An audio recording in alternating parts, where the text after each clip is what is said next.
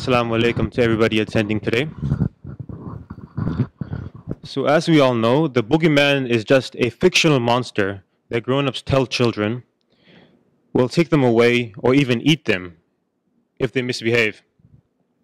It's no different from how the elite in this country point at events happening all the way over in Iraq or Syria or anywhere else and say that if the US Army does not go over there first, then they are going to somehow come all the way over here and put us in danger, all the while virtually ignoring much more pressing local issues.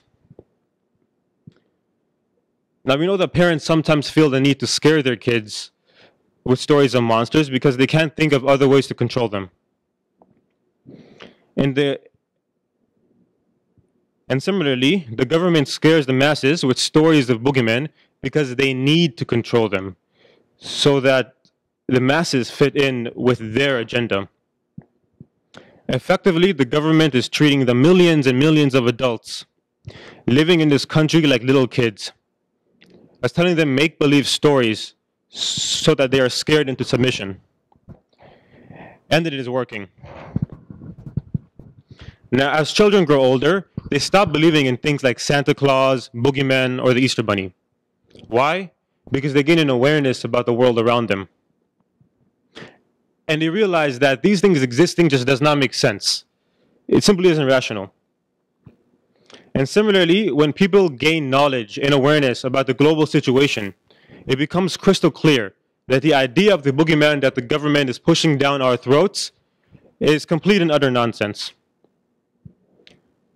But unfortunately, it's not enough for us as individuals to gain awareness and dispel the boogeyman from our minds. Sure, that may help us as individuals, but it does very little to alleviate the actual issue. That's because the boogeyman the government is propagating is not just an individual boogeyman. Rather, it's a systematic boogeyman. And a systematic problem requires a systematic solution. The reality is that the boogeyman will keep appearing over and over again until a complete system is implemented that prevents the oppression from appearing in the first place.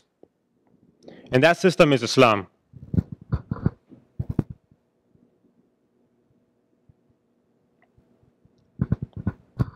But before we talk about what Islam brings to the table, it has to be emphasized and understood that Islam is not what we see in the current Muslim world. The Muslim world, as we see it today, is a byproduct of oppressive regimes, British and French colonization, and constant American intervention. Rather, Islam is a complete system that deals with all issues, whether they are economic or societal or anything else. So in no way, shape, or form is the current Muslim world an indication of the justice that Islam brings under the Islamic system, a true caliphate. And there is over 1,000 years of history to attest to this.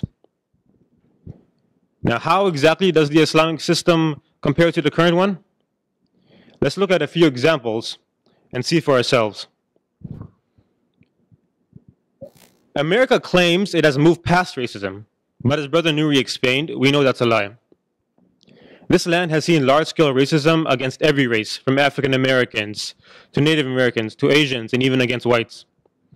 Islam destroyed the race issue, however, from the very start. How else could it unite the hearts of Bilal the Ethiopian, Salman the Persian, and George the Roman into a single brotherhood 1,400 whole years ago? That's why after Malcolm X went to Hajj, he said that America needs to understand Islam because it is the one religion that removes from its society the race problem.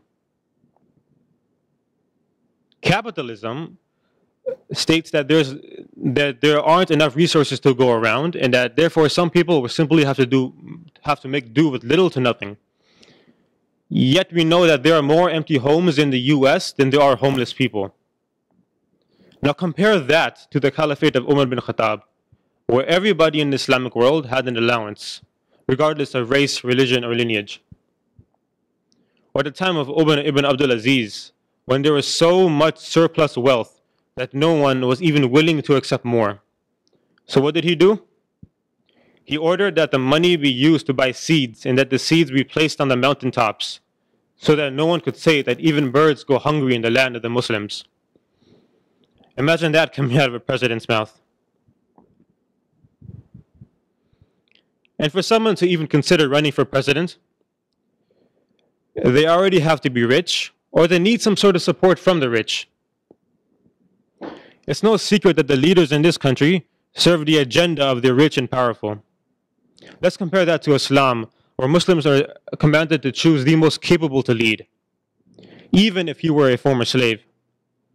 We are all, as the Prophet ﷺ said, equal like the teeth of a comb. That's why even Buddhists were fighting alongside Muhammad bin Qasim in India, or why Christians chose to fight alongside Muslims against the Crusaders. They knew Islam, and no other system would guarantee them their rights.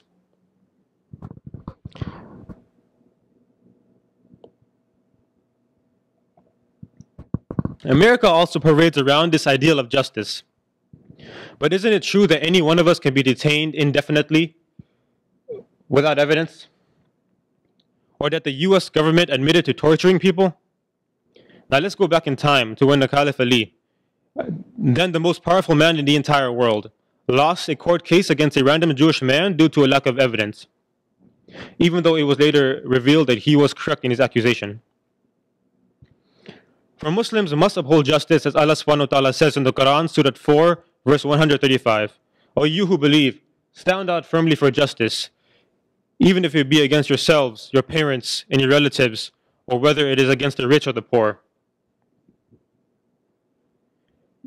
So as everyone can see, nations like the US, and really the entire world right now, are systematically designed in such a way where it's only natural and even expected that the rich and powerful will oppress the poorer and weaker members of society. This oppression cannot be resolved by mere band-aid fixes.